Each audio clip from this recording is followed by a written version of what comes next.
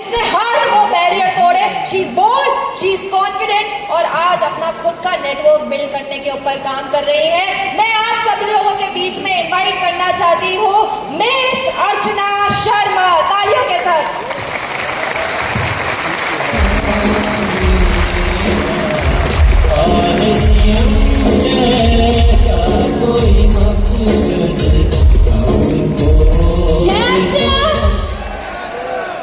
मैं अर्चना शर्मा गया बिहार से बिलोंग करती हूँ। मेरी उम्र 29 साल है। मैं आरसीएम सिस्टम में काम करने से पहले एक टीचर रह चुकी हूँ। 10, 12 और ग्रेजुएशन की स्टूडेंट्स को केमिस्ट्री पेपर पढ़ाने का काम करती थी। क्योंकि मेरा एमएससी केमिस्ट्री ऑनर्स रहा है। मेरा बचपन बहुत ही तकलीफों में बीता है। आप इससे अंदाजा लगा सकते हैं कि कितनी तकलीफ में मेरा बचपन बीता है। मैंने क्लास 10 तक, क्योंकि क्लास 10 के बाद ही मैंने पढ़ाना शुरू किया पार्ट टाइम में, और क्लास 10 तक मैंने जो भी कपड़े पहने सेकेंड हैंड पहने, यानी किसी और के पहने हुए ही कपड़े पहने। मैंने जो किताबें पढ़ी किसी और की पढ़ी हुई पुरानी किताबों से पढ़ा। मैंने जो नोट्स कॉपी लिखे वो ऑलरेडी किसी और की लिखी हुई कॉपियां जो आधी खाली होती थी उस पर मैंने पढ़ाई की। मेरे पापा ने फाइनेंशियली कंडीशन हमारा खराब होने के कारण जब मैं क्लास 9th में थी उसी समय मेरे पापा ने मेरी शादी कर दी। पर मैंने जिंदगी से कभी हार नहीं माना।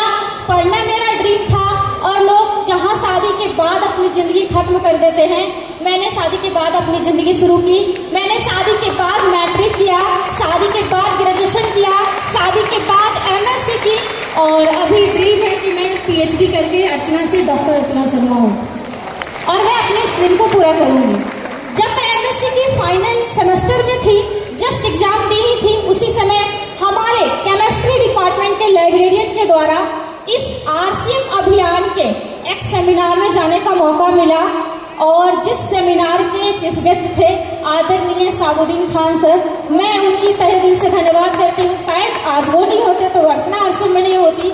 मैंने जब उनकी कहानी को सुना कि एक समय था कि उनके पास भी पैसे नहीं थे, बेटी को दूध पिलाने तक के पैसे, और आज लाखों रुपए कमा रहे हैं, तो मेरे को लगा कि तेरी कहानी तो इसी से मिलती है। जब ये कर सकता है तो तू क्यों नहीं। और मैंने उसी दिन ड्रीम लिया कि मेरे को इसी सिस्टम की तलाश थी। आरसीएम अभियान बना है अर्चना के लिए और अर्चना बनी है इसके लिए। मैंने उस दिन से शुरुआत कर दी। पर उस समय मेरे को ये नहीं पता था कि इस अभियान में लड़कियां बहुत कम मेरे को देखने को मिलती थी। इससे पता चला कि लड़कियों को इस अभियान में या तो आने नहीं दिया जाता या आने के बाद उनको समझ में नहीं आता कि क्या करना है। प्रॉब्लम्स बहुत सारे फेस करने पड़ते हैं। खास करके मैं बिहार से बिलोंग करती हूँ, तो बिहार में तो और ज्यादा लड़कियों के ऊपर कंट्रोलिंग होता है, लड़कियों के ऊपर बहुत सारी मर्यादाएं होती हैं। ज्यादा टाइम के लिए हम घर से बाहर नहीं रह सकते। मेरे साथ तो और चैलेंज था, मेरे घर में मेरी माँ नहीं है, तो मेरा एक छोटा बच्चा है 8 साल का, उसके घर को और परिवार को देखने के साथ मेरे को सिस्टम को करना था।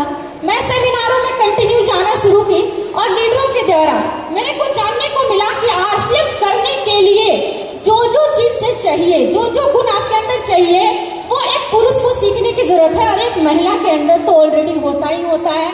जैसे एक लीडर को विजनरी होना चाहिए। एक माँ से ज्यादा विजनरी कोई हो नहीं सकता। जब हमारा बच्चा गर्भ में होता है तभी वो कैसे बड़ा होगा, कैसे शादी होगी, कैसे क्या नौकरी करेगा, कैसे हमें पालेगा, हम ये सारी चीजें ड्रीम कर लेते हैं, विजुअलाइज कर लेते हैं। एक लीडर को मैनेजमेंट करने का बेहतरीन तरीका होना चाहिए। अलग अलग टीम में लोग आते हैं, अलग अलग तरीके के आते हैं, अलग अलग माइंडसेट के आते हैं और उनको ले करके साथ में चलना होता है। हम लड़कियों को तो ये बचपन से ही सिखाया जाता है कि अपने घर से निकल के दूसरे घर में जाना है। अलग अलग माइंडसेट के लोग होंगे, हस्बैंड है, पति है, किसी को कुछ पसंद, किसी को कुछ पसंद, और आपको सबको मेलजोल करके चलना है। ये तो हमें बचपन से ही सिखाया जाता है। ये कारण है जिसके कारण लड़कियां इसको बेहद आसानी तरीके से कर सकती है।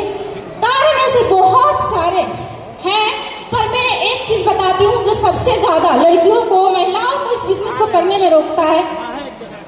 अलग अलग पुरुष वर्ग साथी के साथ हमें काम करना होता है। ये बहुत बड़ा चैलेंज होता है और मैं अपने आज तक के इतने वर्षों के अनुभव से आपको ये विश्वास दिलाती हूँ कि शायद एक महिला इतनी सुरक्षित मंदिर और मस्जिद में भी